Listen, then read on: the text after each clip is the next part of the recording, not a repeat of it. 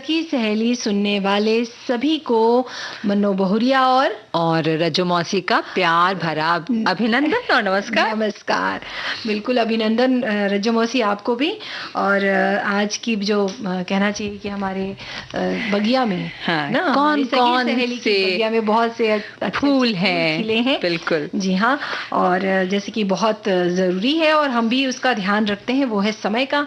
तो भाई समय प्रबंधन की अगर हम बात करें तो कैसे किया जाता है, और हमारे श्रोता भी इस बारे में बहुत सी बातें हैं हमको लिखकर भेजेंगे। और सखी विशेष में आज हम बात करेंगे गौरी कुप्पुस्वामी के बारे में, जो कर्नाटक शैली की जानी मानी सुप्रसिद्ध गायिका हैं।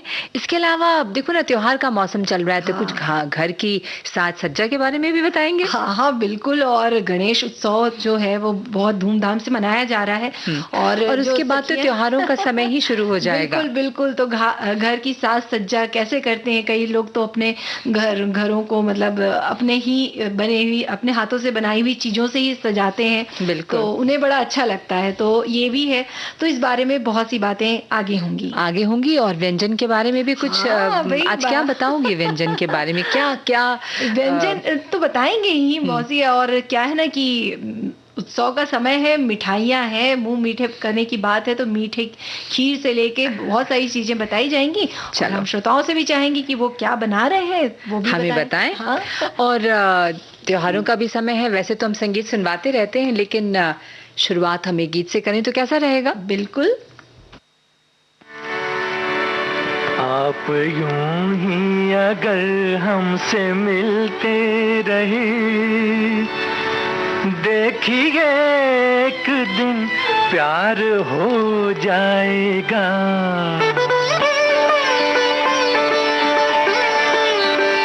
आप यूं ही अगर हमसे मिलते रहे, देखिए एक दिन प्यार हो जाएगा।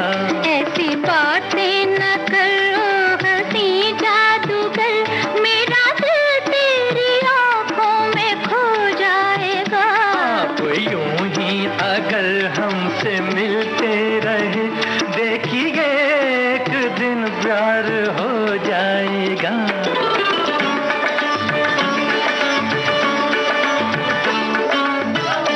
पीछे पीछे मेरे आप आती हैं क्यों?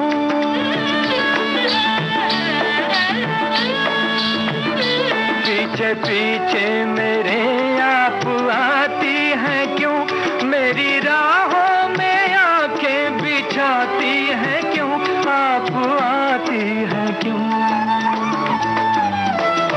क्या कहूँ आपसे, ये भी एक राज है, एक दिन इसका इज़हार हो जाएगा। आप यूं ही अगर हमसे मिलते रहे, देखिए एक दिन प्यार हो जाएगा।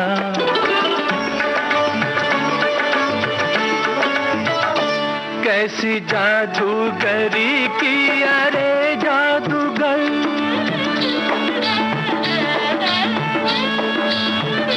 कैसी जादूगरी की अरे जादूगर, तेरे चेहरे से हटती नहीं ये नजर, हाय मेरी ये नजर। ऐसी नजरों से देखा अगर आपने, शर्म से रंग गुलनार हो जाएगा। आप यूं ही अगर हमसे मिलते रहे, देखिए एक दिन प्यार हो जाएगा। ऐसी बातें न करो हंसी जादूगर, मेरा दिल तेरी आँखों में खो जाएगा।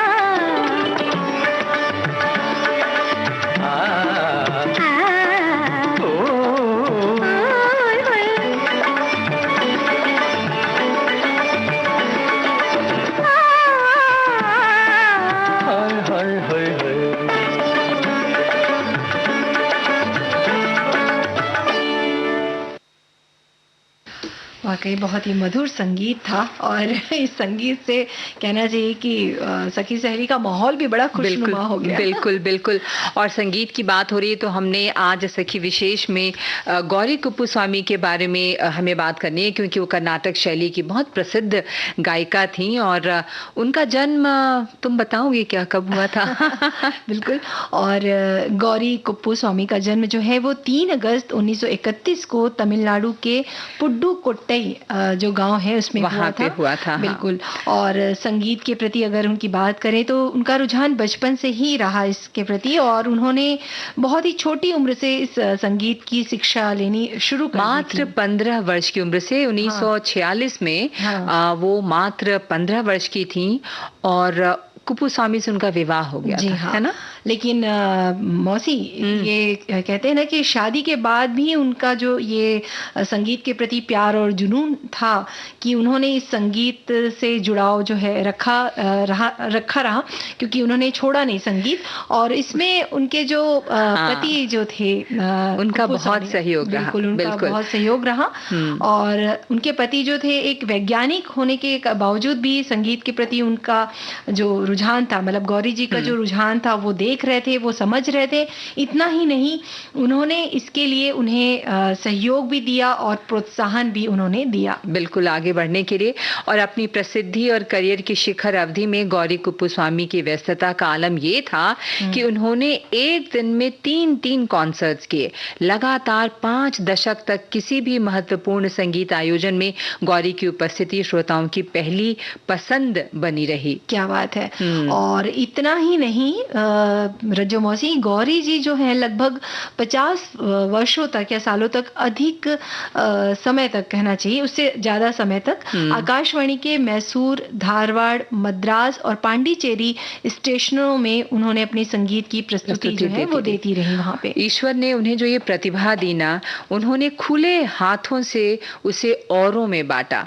मैसूर विश्वविद्यालय के कुलपति के आमंत्रण पर उन्होंने 25 वर्षों तक विश्वविद्यालय के संगीत फैकल्टी के रूप में सेवा दी और आज उनके हाथों प्रशिक्षित छात्र उनकी संगीत परंपरा और विरासत को आगे बढ़ा रहे हैं। क्या बात है। और ये जो संगीत परंपरा है उन्होंने कोविड काल के दौरान भी जारी रखा और वो घर से ही संगीत की प्रशिक्षण जो है वो देती रही। हाँ, और आज उनकी उम्र जो है वो 92 वर्ष है और अब भी वो संगीत के प्रति उनका समर्पण जो है वो अक्षुण्ण बना हुआ है। ऐसी विलक्षण प्रतिभा को हम हमारी ओर से और समस्त संगीत प्रेमियों की ओर से नमन है और हम यही प्रार्थना करते हैं, शुभकामनाएं देते हैं कि वो स्वस्थ दीर्घायु रहें। और उनको जो बताओ। जी हाँ, और इसी समर्पण के भाव को देखते हुए हाल ही में उन्हें 2023 में संगीत नाटक अकेडमी अमृत पुरस्कार से भी नवाजा गया है कर्नाटक गायन के लिए। तो भाई इस बात के लिए उन्हें ढेरों बधाइयाँ, और हम तो बिल्कुल कामना करेंगे कि वो स्वस्थ रहें, दीर्घायु रहें। बिल्कुल, और ऐसे ही प्रशिक्षण देती रहें और नए सीखने वालों को उनसे बहुत सारी प्रेरणा मिले। और अब क्या गीत सुनवा रही हो, क्या करोगे? गीत सुन लेते हैं। गीत सुनते हैं।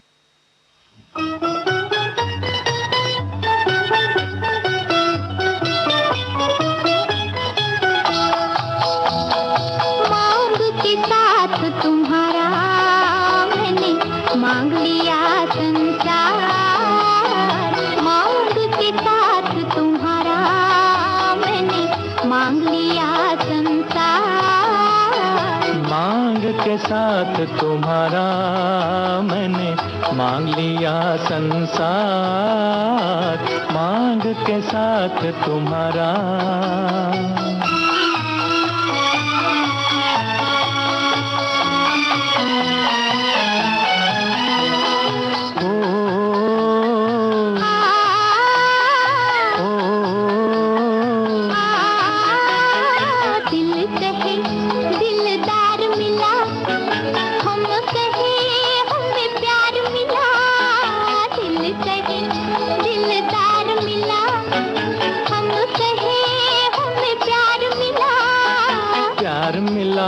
हमें यार मिला, एक नया संसार मिला, प्यार मिला, हमें यार मिला, एक नया संसार मिला।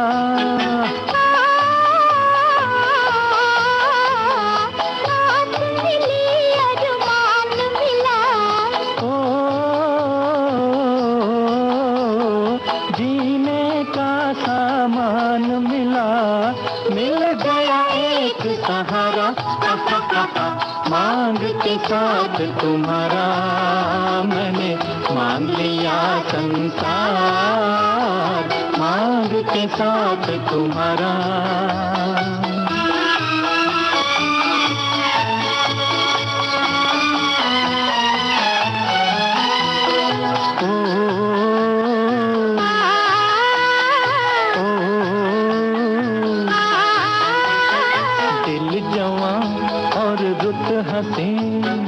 चल यूं ही चल दे कहीं, दिल जवां और रुत हंसी, चल यूं ही चल दे कहीं।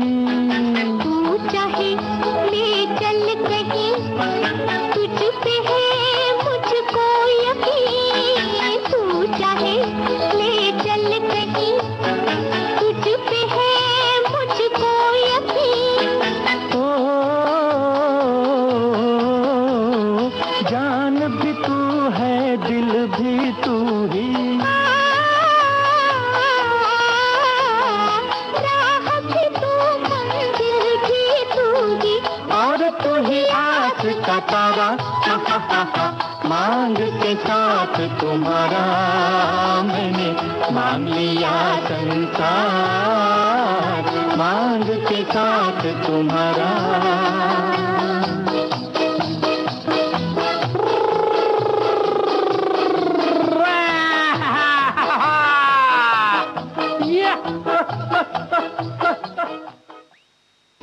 भाई बिल्कुल साथ तो है ही, श्रोताओं का भी साथ है, तभी तो हम यहाँ हैं। लेकिन ऐसे बहुत सारे संदेश आए हैं बहुरिया के, उनका कहना है कि आज वो बहुत व्यस्त हैं, लोगों को खाना खिला रहे हैं, गणेश चतुर्थी का समय है ना, तो मैं नहीं सुन पाऊंगा या मैं नहीं सुन पाऊंगी। लेकिन रेडियो तो एक ऐसी चीज है, आप कहीं भी बजा कर छोड़ दें और आप जो कर रहे हैं वो करते रहें, बाकी लोगों का भी मनोरंजन होता रहेगा, ज्ञान मिलता रहेगा। बिल्कुल, यही तो टाइम मैनेजमेंट है, यही तो टाइम मैनेजमेंट है। बिल्कुल बिल्कुल, बात तो बिल्कुल सही है रज्जो मौसी। और हमारे एक श्रोता ने लिखा भी है कि हम सभी के पास दिन में केवल 24 घंटे हैं, किसी के लिए ये बहुत कम पड़ते हैं, किसी के लिए ये बहुत अधिक, जिसमें उन्हें वो सब करने के लिए पर्याप्त समय मिलता है जो वे करना पसंद करते हैं। अपने परिवार के साथ समय बिताते हैं, अपने स्वास्थ्य की देखभाल करते हैं, अपने शौक के लिए वक्त निकालते हैं, नए कौशल सीखते हैं। समय एक सीमित संसाधन है, उसका अधिकतम लाभ उठाना हम पर निर्भर करता है। उचित समय प्रबंधन ना होने के कारण हम समय पर अपना काम पूरा करने से चूक जाते हैं, कार्य की गुणवत्ता पर प्रभाव पड़ता है, हमारे तनाव का स्तर बढ़ सकता है। तो इतनी सारी बातें हैं, लेकिन अभी एक छोटा सा ब्रेक अंतराल ले लेते हैं।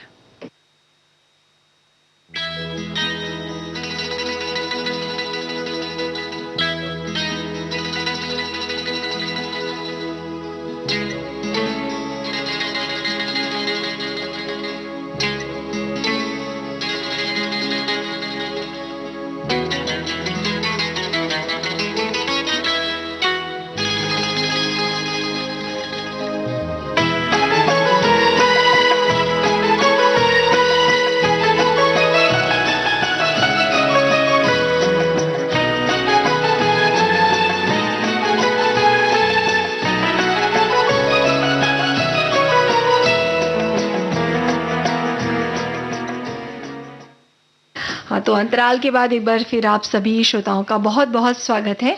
बिल्कुल, हमारे एक श्रोता ने लिख के भेजा है कि भाई मैं पिछले 12 साल से सेवानिवृत्त हूँ, सुबह से लेकर रात तक समय प्रबंधन कर लिया है।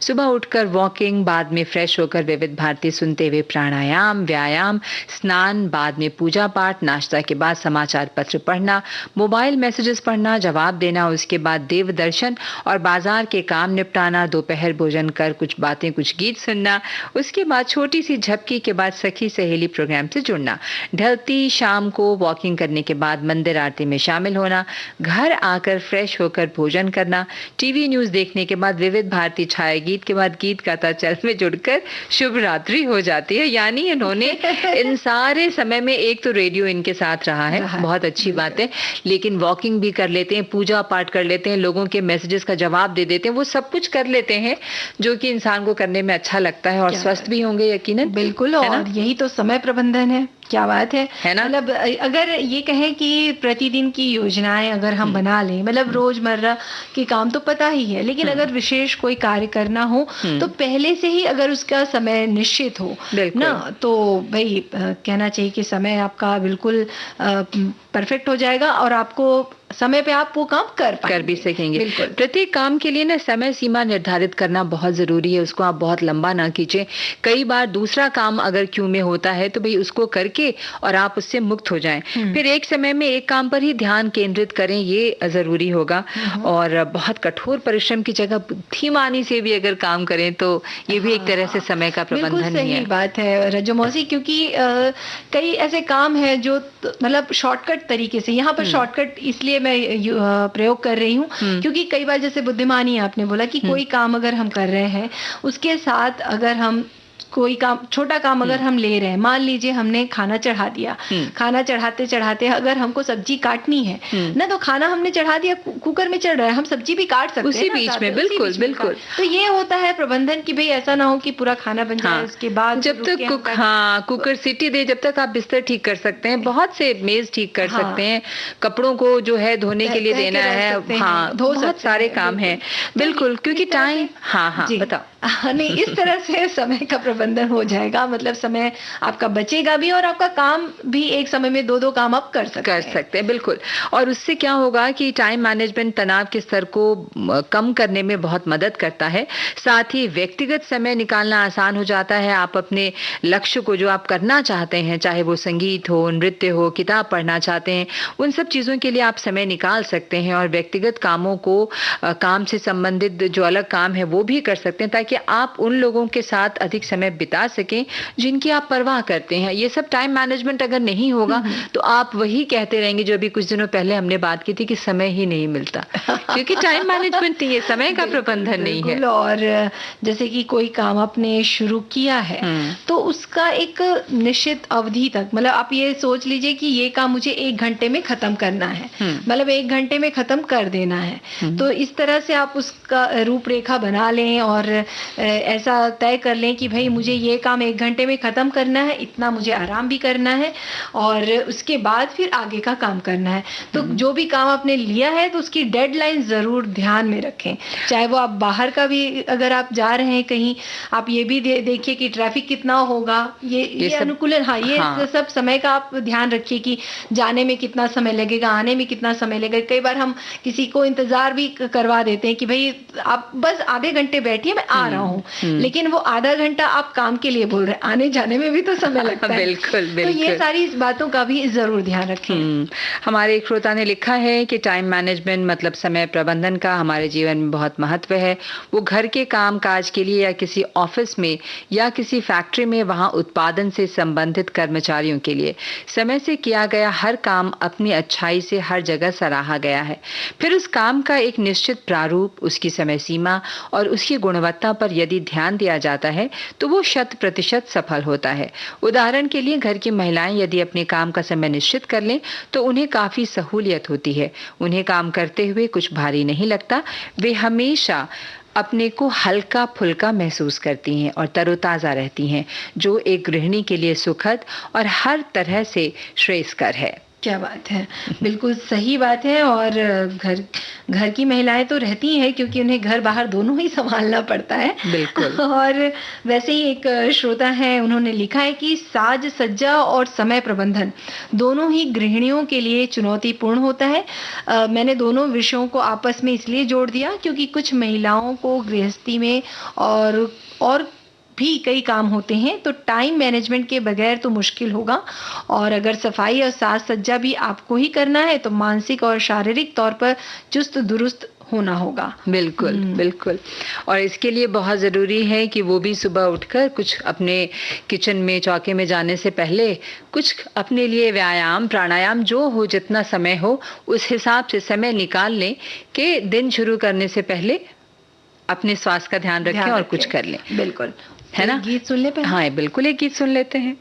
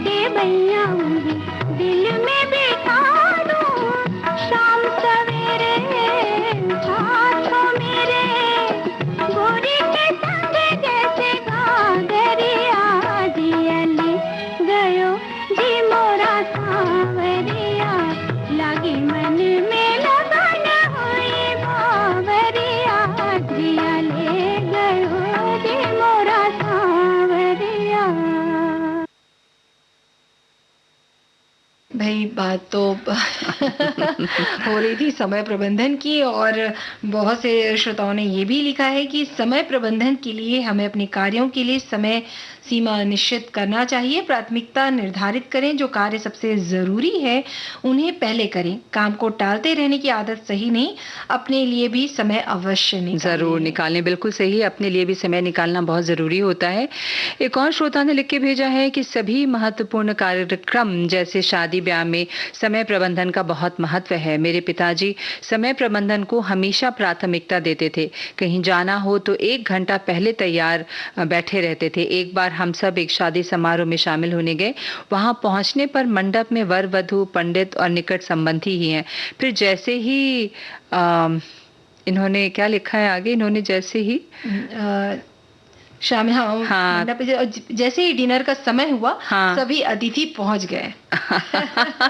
यानी कि शादी में लोग कम पहुंचे थे और खाने मतलब इतना देर क्या उन्होंने, भाई शादी भी देखना तो जरूरी है ना। बिल्कुल बिल्कुल। और वहीं पर रज्जो मौसी एक श्रोता है, उन्होंने काफी बड़ी बात कही है, लिखी है कि समय का प्रबंधन, भाई साहब, समय सबको बांधता है, भला समय को कौन बांध सका है।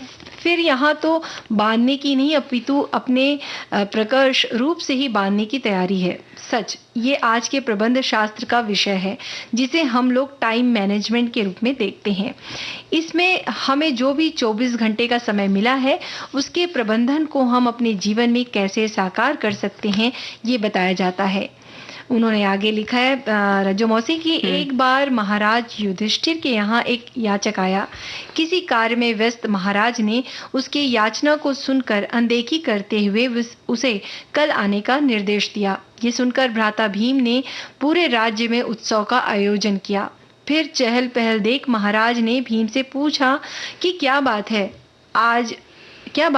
जो भीम ने जवाब दिया कि भाई साहब, आज तो बड़े ही खुशी का दिन है, आज आपने समय को जीत लिया है, उसके ही लिए आयोजन में ये सब कर रहे हैं। महाराज को तब अपने गलती का एहसास हुआ, तब उन्होंने याचक को बुलाकर उसकी याचना पूरी की। सो भाई साहब, ये टाइम मैनेजमेंट है। इसी को बाद में कबीरदास जी ने कहा कि काल करे सो आज कर, आज करे सो अब, पल में प्रलय होई, बहुरी करेगा कब।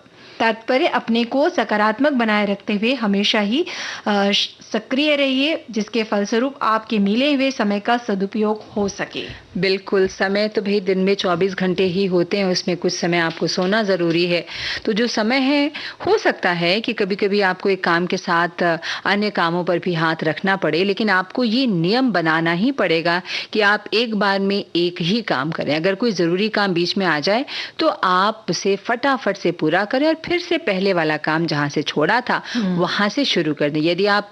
यदि बीच में आया काम जरूरी नहीं है तो उसे बाद में भी आप कर सकते हैं। बिल्कुल, और ये तो है ही। और वैसे ही एक हमारे श्रोता ने भी लिखा है, और आपने भी बोला था रज्जो मौसी कि भाई प्रबंधन, अगर समय का अगर आपने प्रबंधन सही तरीके से किया है तो भाई हमेशा आप तनाव मुक्त रहेंगे। तो तनाव मुक्त रहना है, स्वस्थ रहना है, तो अपने कार्य को समय अनुरूप कर लीजिए।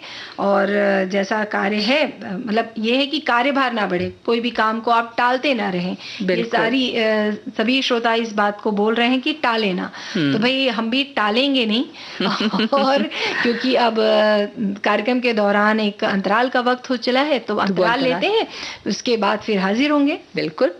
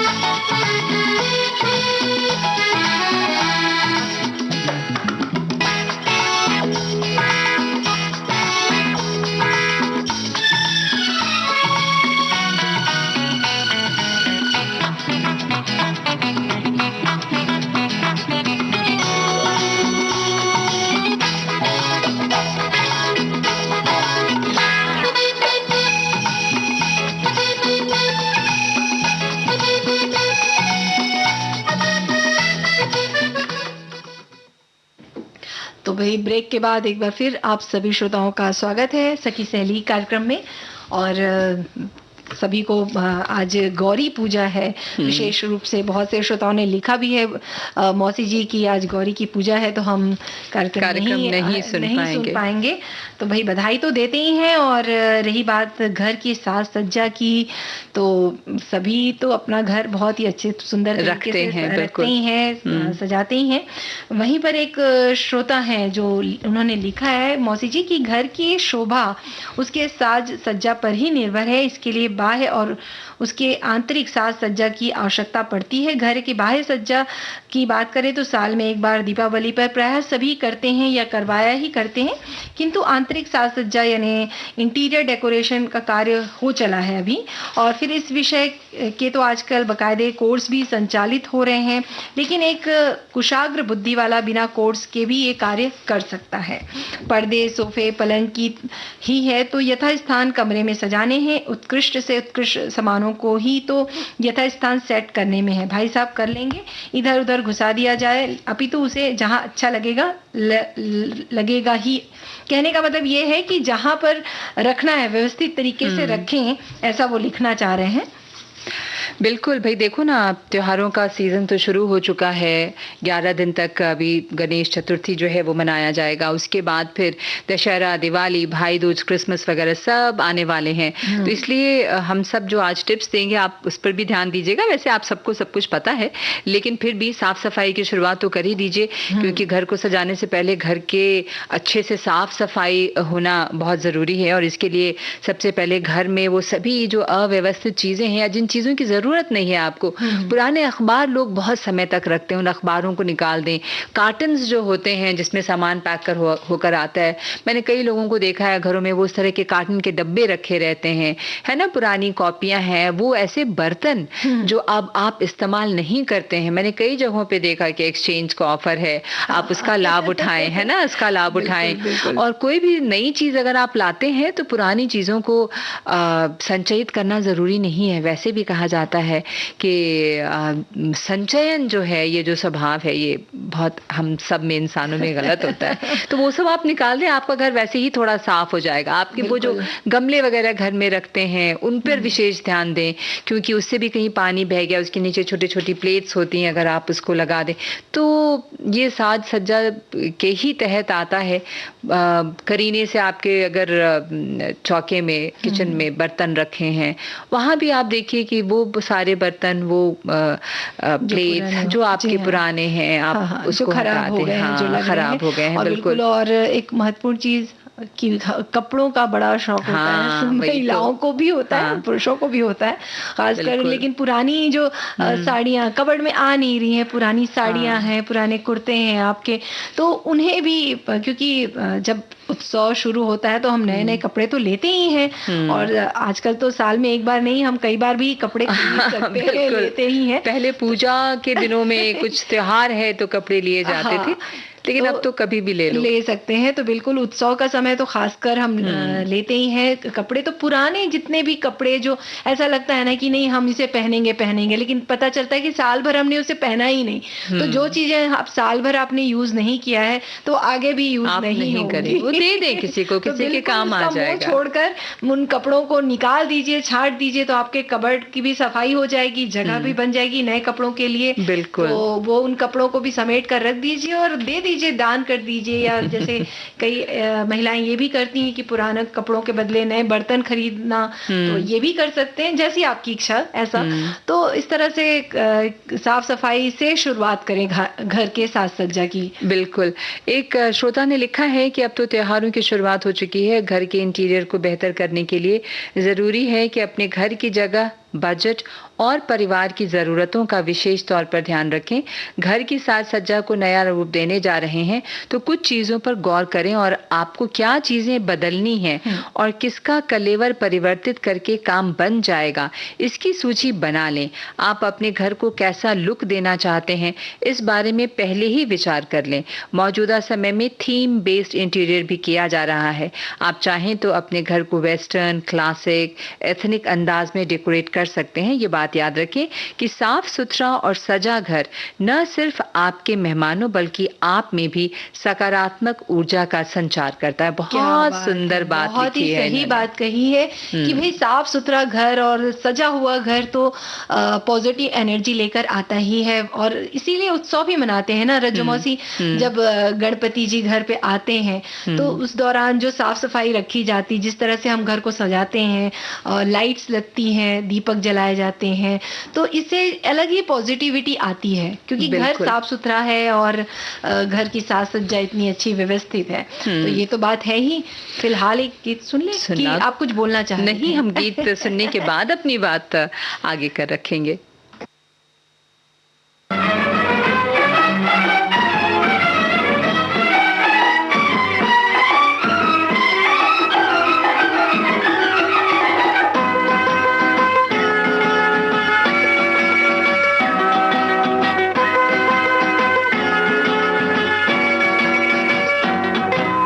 लाख छुपाओ छुप न सकेगा राज तो कितना गहरा, लाख छुपाओ छुप न सकेगा राज तो कितना गहरा, दिल की बात बता देता है असली नकली चेहरा, लाख छुपाओ छुप न सकेगा राज तो कितना गहरा, दिल की बात बता देता है असली नकली चेहरा।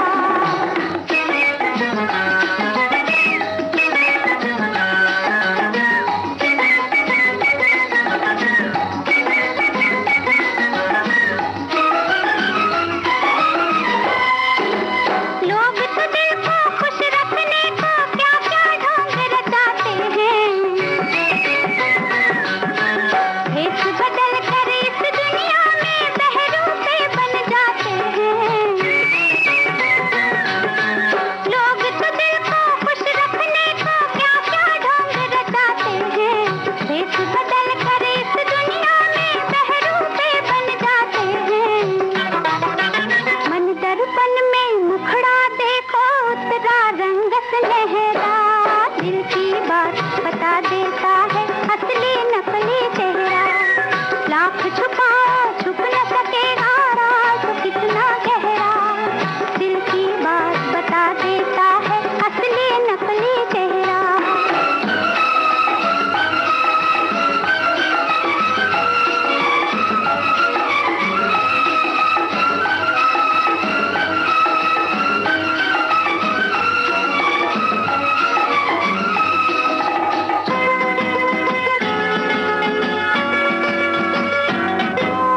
अब ना हमको और बनाओ, हमने तो पहचान लिया,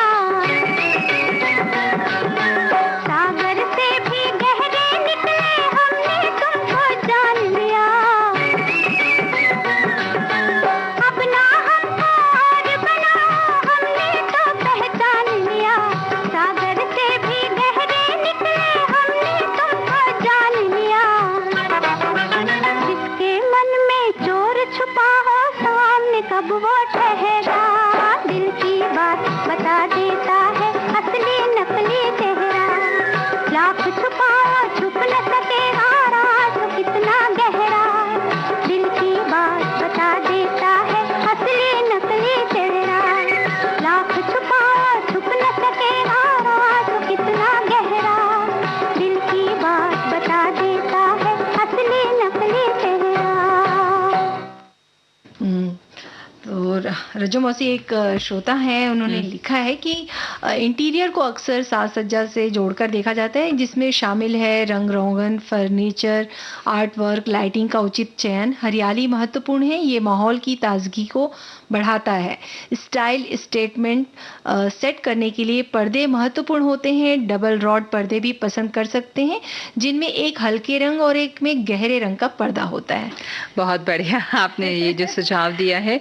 और एक और संदेश है कि घर की साज सज्जा में विशेष ध्यान रखने योग्य जो बातें हैं कि आपके घर में लगे काफी जगह है, मतलब कि आपके सामान बेतरतीब पड़े हैं, मेज कहीं है, सोफा कहीं है, तो ये कतई ना हो। सभी सामान करीने से सजे हों तो अच्छे भी लगते हैं और पर्याप्त जगह भी खाली रहती है, जो किसी आकस्मिक अवस्था में काफी हेल्पफुल होती है।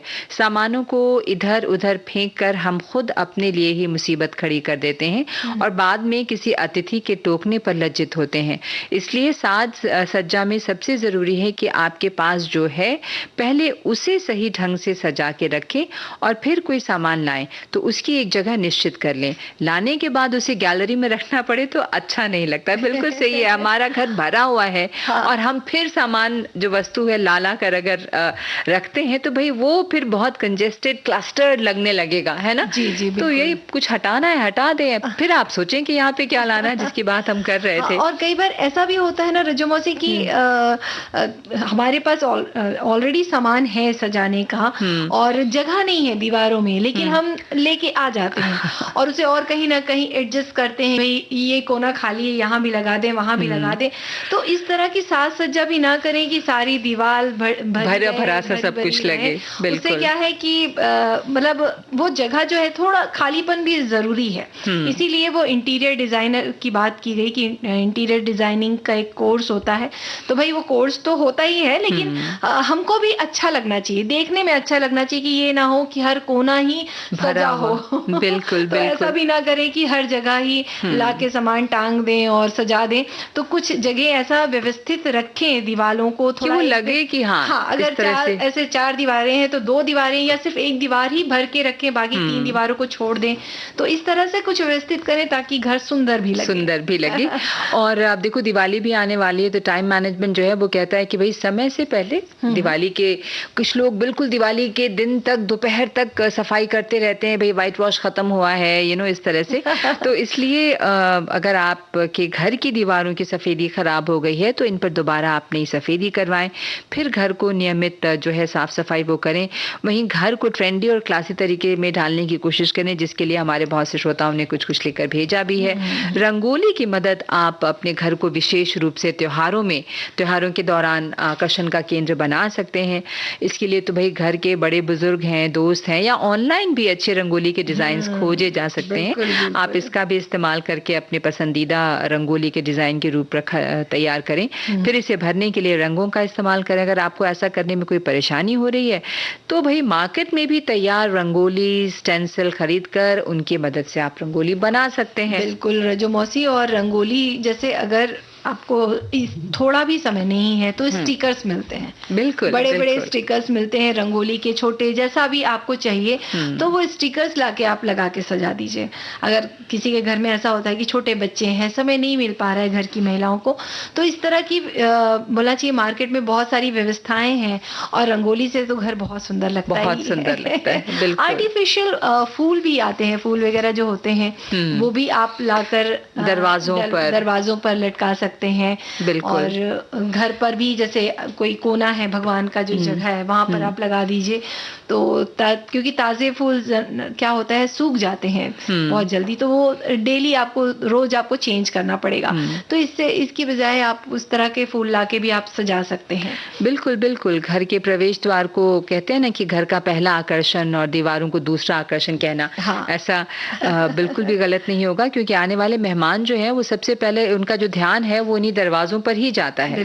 तो अपने घर के प्रवेश द्वार और दीवारों को सजाने के लिए फूलों की माला, जैसा अभी मन्नू बहुरिया ने कहा कि भाई आप जो है वैसे फूल भी ला सकते हैं, जरूरी नहीं कि वो ताजे फूल ही हों।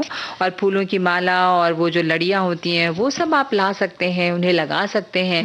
वो आपके त्योहारों में अब जो शुरू हो गया, उसके बाद नवरात्र होंगे, उसके बाद दिवाली होगी, तो एक चलती रहेगी। बिल्कुल। और विशेष रूप से रजो मौसी, जैसे कि घर के बाहर हम रखते हैं चप्पल रखने का जो कबर्ड होता है, लेकिन खासकर देखा जाता है कि हम आते जाते जल्दी में बाहर ही छोड़ देते हैं। तो वो बड़ा अजीब लगता है। जैसे आपने कहा है कि भाई जब मेहमान प्रवेश करेंगे तो घर का जो द्वार होता है वो सबसे साफ सुथरा सजा होना चाहिए। बिल्कुल। तो इस बात का भी ध्यान रखें कि वो कबर्ड में जूते अंदर हों और वो भी थोड़ा साफ रहे। कई लोग तो ऐसा भी रखते हैं कि जो जूते चप्पल का जो रैक होता है या जो कबर्ड होती है वो इतना सुंदर होता है कि पता ही नहीं चलता है कि इसमें जूते चप्पल रखे हुए हैं अंदर। बिल्कुल बिल्कुल। तो इस तरह से उसे रखें, थोड़ा उसको भी सजा के रखें, हो सके तो जो रबर के मैट आते हैं उसके ऊपर डाल दीजिए ताकि वो लगे ना कि रेक है। उसके ऊपर आप गमले रख सकते हैं, तो एक आध दो ऐसे गमले रख दीजिए, या ऐसा कुछ मिट्टी का स्टेचू वगैरह आता है, मूर्ति आती है, वो रख दीजिए, तो वो बड़ा इंटीरियर मतलब आपका जो प्रवेश द्वार है बड़ा सुंदर बिल्कुल। और अगर आपको रंगो रोगन करने का वक्त नहीं है, मान लीजिए समय नहीं है, तो आप वॉलपेपर वगैरह का भी इस्तेमाल कर सकते हैं ना, रंगीन चित्रों का इस्तेमाल कर सकते हैं। बहुत सी ऐसी चीजें हैं जैसे तुमने बताया कि भाई बाजारों में उपलब्ध हैं, आप जाएं और अपनी जरूरत के हिसाब से आप उन चीजों को खरीद लें और जो है वो आप ला सकते हैं। भाई कोई भी त्योहार जो कहते हैं ना कि वो दिए और मोमबत्तियों के बिना अधूरी रहती है ना, तो उसका भी आप देखें कि आपके पास पर्याप्त समय है तो बाजार से प्लेन मोमबत्तियां खरीदें और उन्हें अपनी पसंद के अनुसार सजाएं, या फिर इनसे अपने घर को अंदर और बाहर दोनों तरफ से सजाएं। बिल्कुल आपकी जैसी इच्छा है, लेकिन ये ध्यान रखें कि बहुत भरा भरा सा आपकी दीवारें न लगे। और भाई दिए वगैरह तो बहुत सुंदर सुंदर बाजार में आसानी से मिल जाते हैं सजाने के लिए। जैसे कि आर्टिफिशियल फूलों की बात हो रही थी, वैसे आर्टिफिशियल दिए भी आते हैं। बिल्कुल बिल्कुल। तो वो सब जो दिए हैं वो भी आप लगा दीजिए, तो रात में उसको आप ऑफ भी कर सकते हैं, तो वो भी बड़े सुंदर लगेंगे ना। और अभी ये गीत सुन ले। बिल्कुल।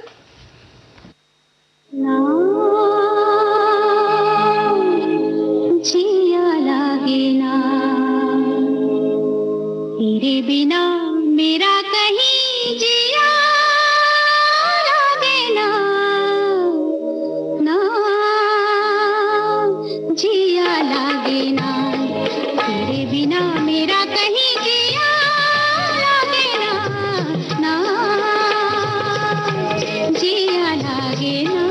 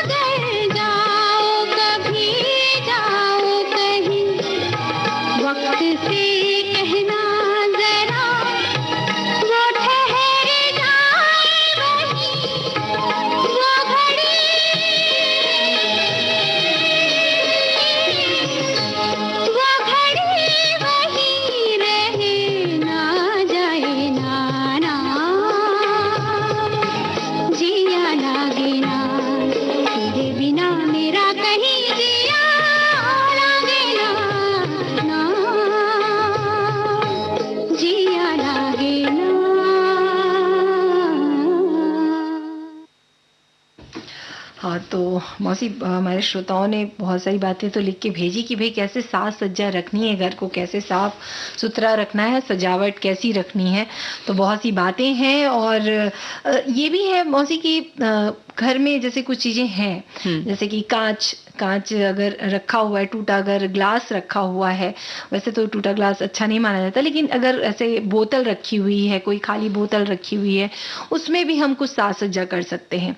जैसे कि लाइटिंग आती, छोटी छोटी जो तार लगी रहती जिसमें छोटे छोटे बल्ब रहते हैं, तो उन्हें आप उसमें डाल के भर दीजिए। और क्योंकि वो बैटरी से चलती है तो बैटरी वाली भी रहती है, तो बैटरी लगा दीजिए उसमें, और उसमें आप चाहें तो धागों से उसके जो ऊपर का जो पोर्शन है उसको बांध दीजिए, और उसको बाहर जो भी आपकी गैलरी है उसमें आप लटका सकते हैं, या अगर आप सुविधा है तो रख सकते हैं। तो इस तरह से हल्की हल्की लाइटिंग आपके घर के बाहर रहेगी और बड़ा सुंदर लगता है वो।